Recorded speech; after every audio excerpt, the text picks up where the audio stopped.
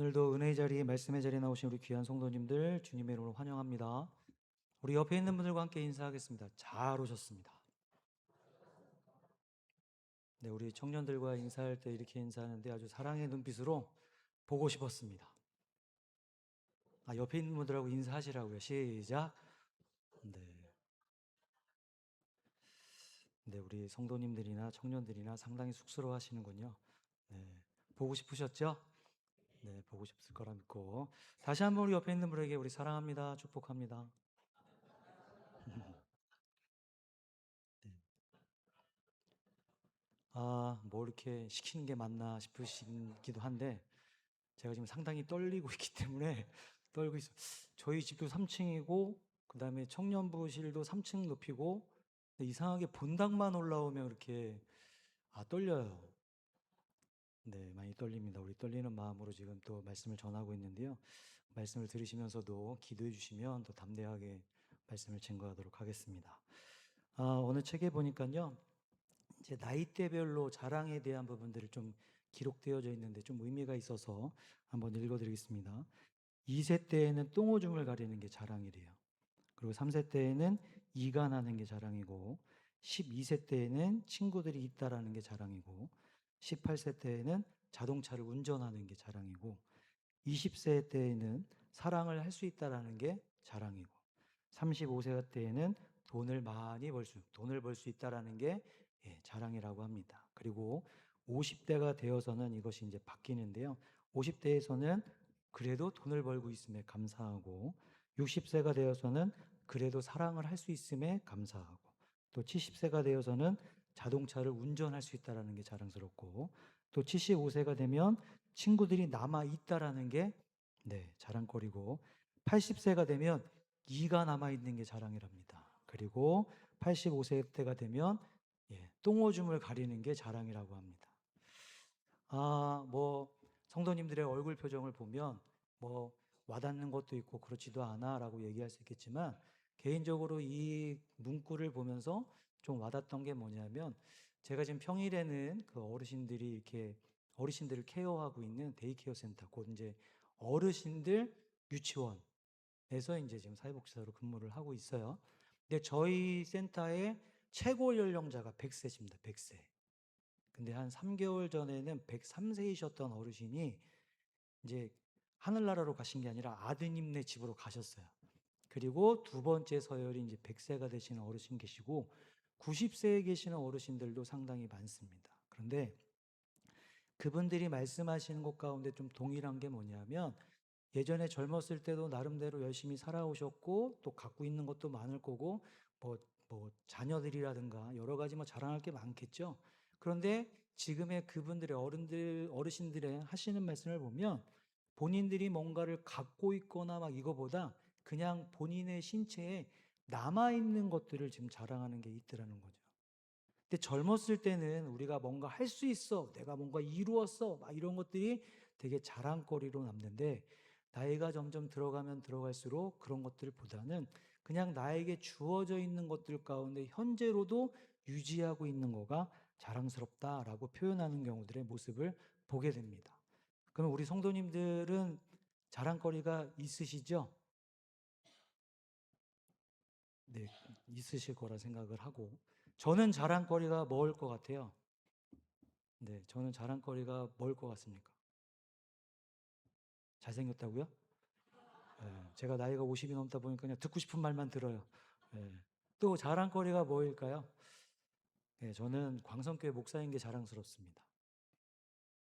제가 누구랑 얘기하는지 잘 모르겠지만 지금 오늘 사도 바울 같은 경우에 그 말씀에 보면 사도 바울 같은 경우 우리가 알더라도 여러 사도들 또 여러 제자들이라든가 하나님의 일들을 감당했던 사람들 가운데 보면 상당히 많은 것을 이루고 갖추고 있던 사람 중에 하나였잖아요.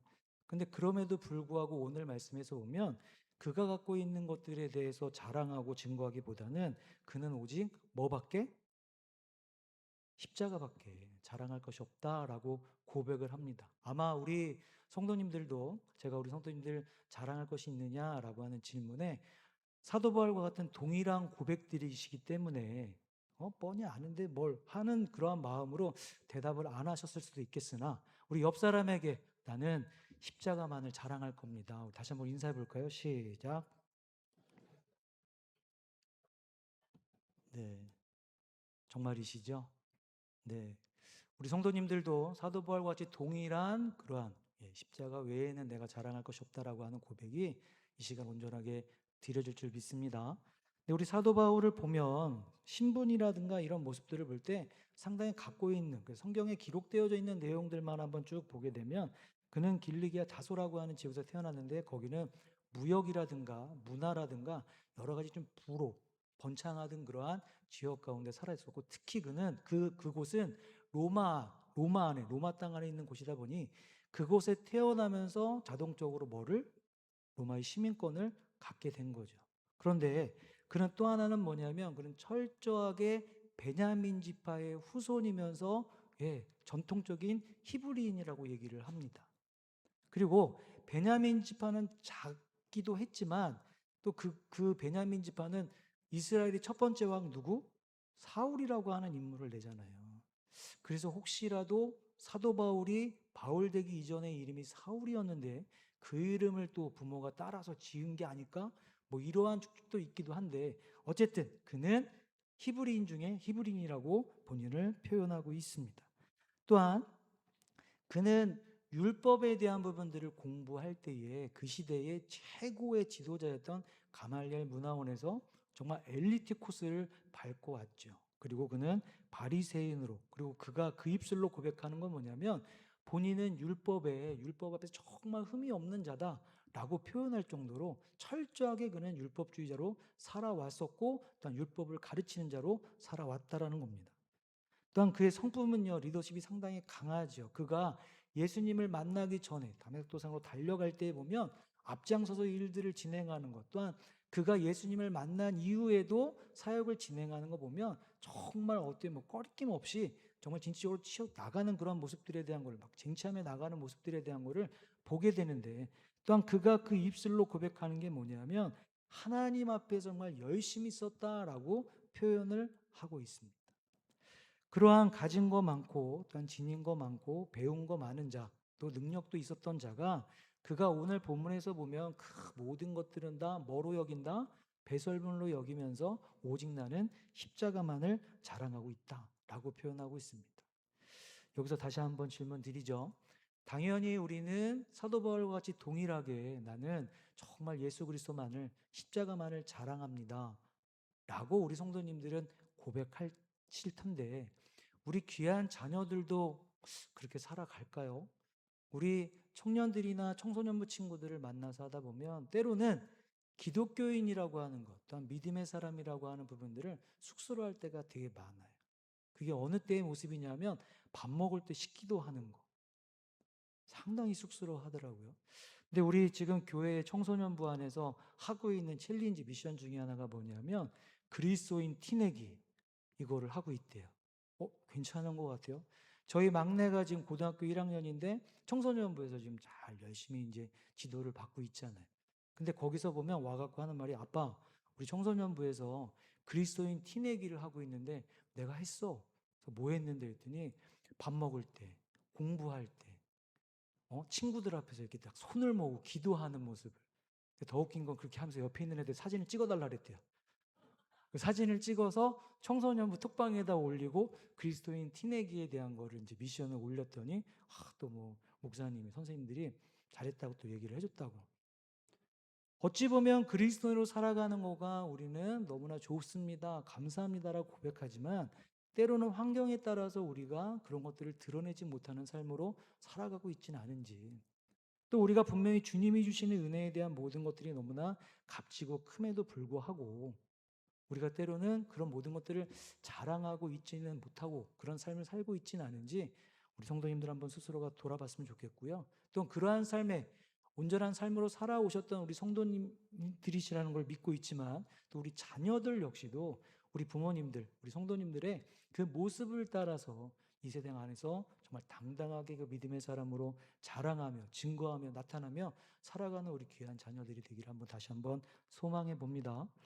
근데 이러한 자랑에 대한 부분들을 진행하는 거 보면 사도 바울이 고백했던 내용 가운데 보면 본인이 갖고 있는 거, 배운 거, 또 행해왔던 모든 것들을 통해서 본인이 그렇게 낫다라고 표현하는 게 아니라 율법을 통해서 본인이 낫다라고 표현하는 것이 아니라 오직 본인은 하나님으로 통해서 하나님으로 인해서 라고 고백을 하죠. 그리고 그가 오늘 본문의 고백과 같이 하나님 앞에 정말 나는 십자가 외에는 자랑할 것이 없습니다 라고 고백할 수 있었던 그건 뭐냐면 첫 번째로는 그가 예수님을 만났다는 사실입니다. 예수님을 만나기 이전에 그는요 율법자예요. 율법에 대한 말씀에 대한 건 도통했고 또 그대로 살아왔다라고 흠이 없을 정도로 그는 본인 스스로를 상당히 인정하고 그렇게 철저하게 살아왔음에도 불구하고 그가 행했던 뭐예요? 구원자로 오셨던 예수, 또한 예수를 믿는 자들을 잡아서 죽이고 핍박하는 일에 앞장섰다라는 거죠. 그는요, 예수님을 만나기 이전까지는 하나님 앞에서 정말 열심히 있었어요 라고 표현하고 자랑하며 살아왔을지 모르겠지만 그의 모습은 헛되게 살아온 거죠. 그런데 예수를 만난 이후부터는 그가 바뀌기 시작합니다. 예수를 만난 이후부터는 본인이 갖고 있는 모든 것들을 다 내려놓고 어떻게 해요? 오직 십자가만을 자랑한다고 얘기하고 있습니다. 우리 성도님들도 예수님을 만나는 분명한 사건이 있었으리라 믿습니다. 근데 요즘에 현재 살아가는 시대 가운데 보면 예수님을 만나지 않고 그냥 교회에 출석만 하고 그리고 말씀과 이 모든 것들을 그냥 지식적으로만 알아가는 나름 성도들이 너무나 많죠. 특히나 여기 교회가 있는 성북구 또 우리 교회가 있는 이 광성교회는 전혀 우리 그런 성도님들이 안 계실 줄 믿습니다. 그런데 저쪽 강을 건너가면 많아요. 교회의 규모와 어떤 사이즈와 성도 수라든가 이런 것들이 상당히 본인의 어떤 신앙과 믿음에 대한 어떤 급으로 생각하는 이들이 너무나 많아요. 그리고 주일날만 나와서 그리고 말씀의 시간과 예배에 대한 중심이 아니라 그냥 본인의 어떤 사모임과 본인의 만족을 위해서 살아가는 이들이 너무나 많다라는 겁니다. 그리고 나가서는 본인들이 기독교인이라고 얘기를 하죠. 크리스찬이라고 얘기를 하죠. 그리고 그는 믿음의 사람이라고 얘기합니다. 근데 중요한 거는요.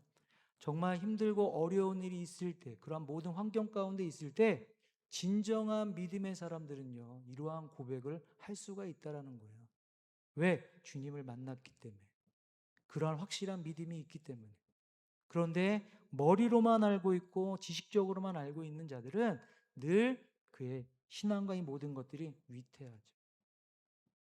요즘에 인터넷을 보면 설교 잘하시는 목사님들의 설교가 그냥 쏟아져 나옵니다. 예? 또 서점이나 아니면 인터넷을 보면 좋은 서적에 대한 부분들도 상당히 많습니다. 요즘에 특히나 이제는 교회에 나와서 사람들과 부딪히지 않고 그냥 집에서 방송으로 예배하는 이들도 많다라고 하고 있습니다. 본인의 어떤 만족과 유익에 따라서 그냥 자기는 지식적인 부분으로만 남들과는 전혀 어떠한 섞임 없이 그냥 말씀과는 상관없이 그냥 본인은 지식적으로만 알고 가고 있는 것들을 옳다라고 얘기하는 이들이 너무나 많다라는 겁니다. 사도 바울은요, 본인이 예수님을 만나기 이전에는 지식적으로 알았고 또한 그 모든 것들로 흠없이 살아왔다라고 할지 모르지만 예수를 만나는 순간부터는 본인이 지금까지 알아왔고 본인이 지켜왔다라고 하는 모든 것들이 다 배설물로 여겨지고 오직 예수 그리스도를 통해서 진정한 구원과 온전한 변화와 영원한 것들, 썩지 않을 것들에 대한 부분들을 바로 깨달았다는 것입니다.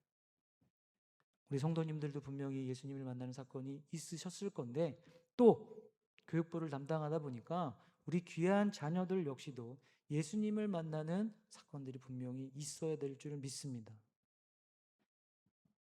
구약시대 때에는요, 예수님 앞에, 하나님 앞에 나올 수 있는 그런 것들이 제한적이다 보니까 하나님이 직접적으로 찾아오는 모습을 보지요. 모세도 그랬고요. 아브라함도 그랬고요. 다윗도 그랬고요. 직접적으로 하나님께서 찾아오셔서 만나시고 그들에게 하나님의 어떤 역사와 이 모든 것들을 함께 가시는 모습을 보게 됩니다. 근데 신약시대로 넘어오셔서는 이제 예수님께서 친히 오셨죠. 그리고 나에게 오라 말씀하십니다. 그리고 그분의 십자가 사건을 통해서, 구원 사역을 통해서 어떻게 해요? 우리가 하나님 앞에 너무나 자유롭게 나올 수가 있다라는 거죠. 그렇기 때문에 지금 우리 성도님들도 오늘 이 말씀의 자리, 은혜의 자리를 나오실 수 있다라는 거죠. 우리가 만약에 구약 시대로 살아간다고 하면 지금 이 자리에 나오는 게 가능하겠습니까? 지금도 우리가 예배할 때에 뭐 하나님의 이름을 불러가면서 마음껏 찬양하고 기도하는 게 가능하겠습니까? 우리에게 하나님께서는 분명히 만나주시고 함께하심에 대한 모든 것들을 예수 그리스도의 그 십자가 사건을 통해서 더 자유하게 주신 그 놀라운 축복을 주셨음에도 불구하고, 여기서 또 한 가지 질문, 우리가 자유롭게 예배할 수 있는 그 모든 것들, 특히 또 우리 대한민국은 종교적인 자유가 있기 때문에 언제든지 내가 예배에 참여하고 나올 수 있는 부분들이 있잖아요. 근데 때로는 우리 청년들과 함께 단기 선교를 가보면 가까운 뭐 태국이나 뭐 미얀마나 이런 쪽에도 나가봐도 그 종교에 대한 부분들이 그들이 믿고 있는 신들을 제외한 다른 거를 하면 부모들이 그 자녀를 죽일 수도 있어요. 교회에 나오는 것이 상당히 목숨을 걸고 나올 수밖에 없는 그런 상황 가운데서도 그 믿음을 지키며 살아가고 있는, 또한 다른 거를 얘기할 것이 아니라 지금 우리가 분단 국가로 살아가고 있는 저기 가까운 북한 같은 경우에도 쉽게 예수님 앞에 나오고 예수님을 찬양하고 예배할 수 있다는 게 자유롭지 않죠. 우리는 분명히 하나님 앞에 나와서 하나님을 만날 수 있는 그 모든 것들이 너무나 자유로움에 대한 축복을 주셨음에도 불구하고 나오는 것들이 때로는 상당히 부담감이 되고, 때로는 그 모든 것들이 거부감이 되진 않고 있는지를 스스로가 돌아봤으면 좋겠습니다. 우리 청소년부 친구들과 청년들에게 계속적으로 그 교육하고 있는 게 뭐냐면, 그들이 나왔으면 좋겠어요.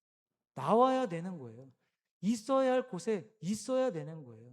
그런데 요즘에 우리 뭐 이미 유치원 때부터, 영어 유치원부터 시작을 해갖고는 그놈의 입시를, 그놈의 어떠한 뭐 성공이나 이런 것들을 위해서 얼마나, 근데 믿지 않는 사람들은 그러한 모습으로 살아간다라는 거 뭐 그렇게 냅둬야죠. 왜? 그들은 그냥 이 생에서만 살아가다가 그리고 뭐 지옥으로 가는데 여기에서라도 떵떵거리면 살아야 되는 거잖아요.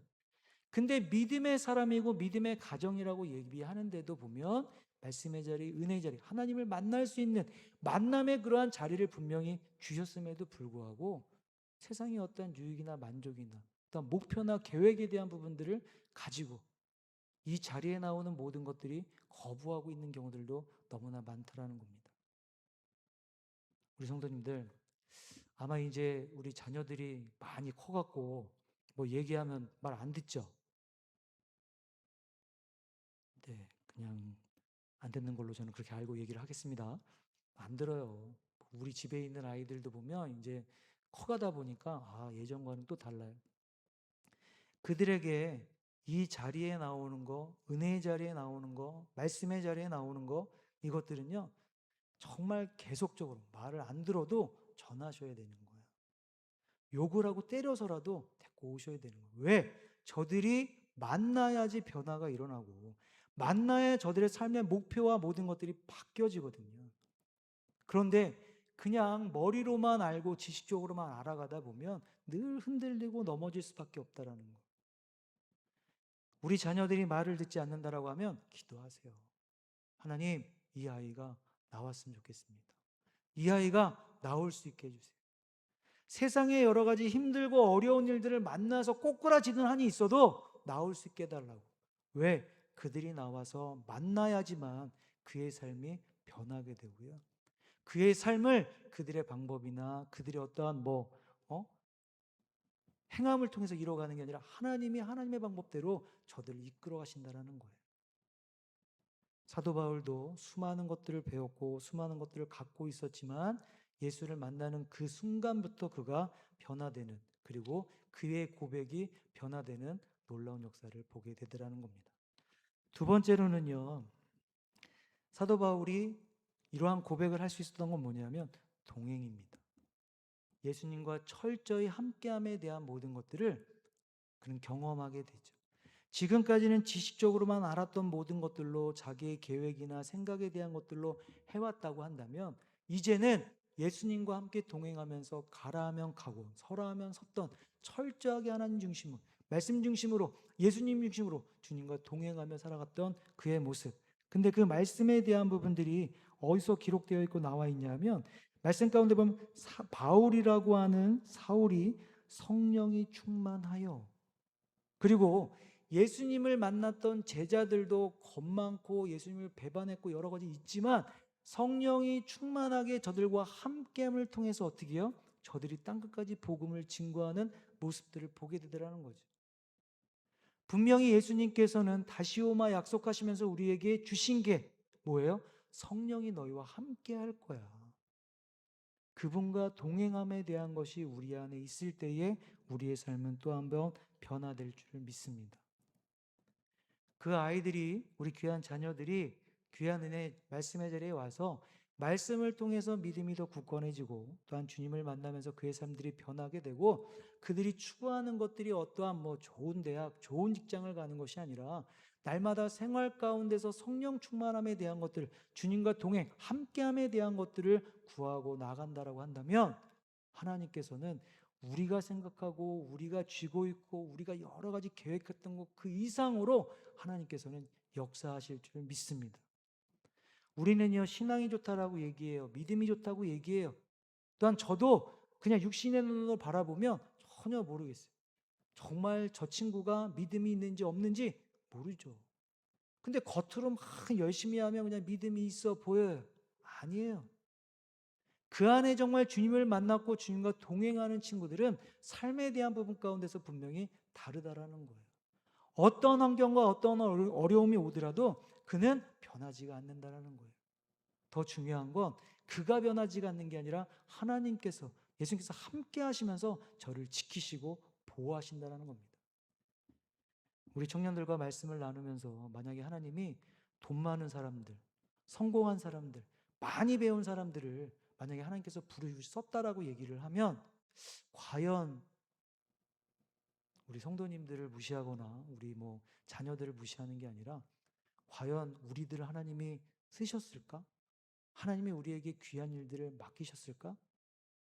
우리 성도님이 아니라 저 스스로에게도 되물어보면 야, 그냥 잘나고 정말 가진 게 많은 사람을 하나님께서 쓰시겠다라고 한다면 나를 과연 목사로 쓰셨을까? 나를 부르셨을까? 아니잖아요.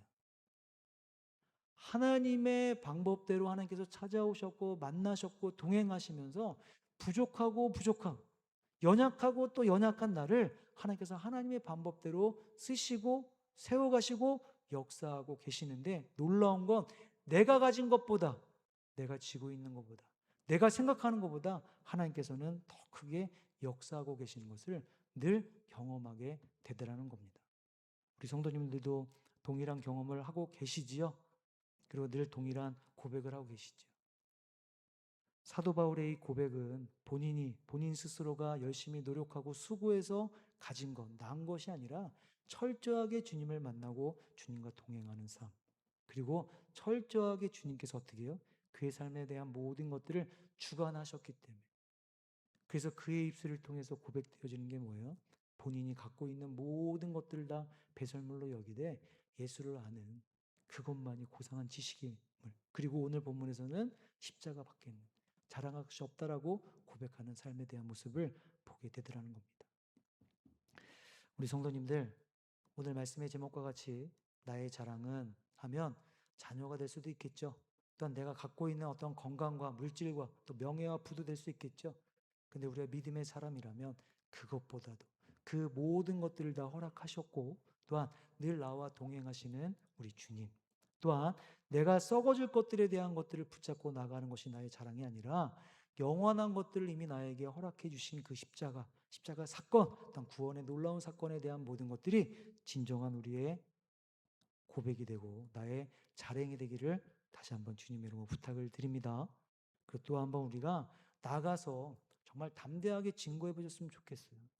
때로는 우리가 가진 게 없고 연약하다라고 해서 사람들 앞에 서서 복음을 증거하려고 할 때 보면 상당히 내 스스로가 위축되는 경우들도 종종 있습니다. 때로는 저도 그래요. 큰 목사의 목사였으면, 큰 교회 목사였으면, 내가 좀 유명한 목사였으면 하는 생각들도 하지요. 그런데 내가 갖추고 내가 갖고 있는 것보다 하나님께서 하시겠다라고 하면 더 크게 역사하심에 대한 것들을 늘 되길 바라보면서 다시 그 모든 것들을 내려놓고 담대하게 주님을 자랑하고 증거합니다. 그리고 우리 귀한 친구들과도, 우리 청년들과도 지금 계속 그 작업들을 하고 있어요. 본인들이 아주 삶에서 자그마한 부분부터 실천할 수 있게, 머리로만 알고 끝나는 것이 아니라 삶에서 아는 모든 것들로 고백할 수 있게, 드릴 수 있게, 행동할 수 있게, 그럴 때 하나님이 그 모든 것들을 얼마나 기뻐하시는지, 또 그 모든 것들로 우리 삶 가운데 감사가 얼마큼 넘쳐나는지를 함께하고 있습니다. 기도 부탁은 이번 다음 주부터는 이제 우리 청년부가 첫 수련회를 스타트하면서 이제 교육부가 이제 여름 사역들이 시작이 되죠. 저희 청년부 이번 수련회 주제가 우리 교회의 또 목표도 있지만 하나님을 기쁘시게입니다.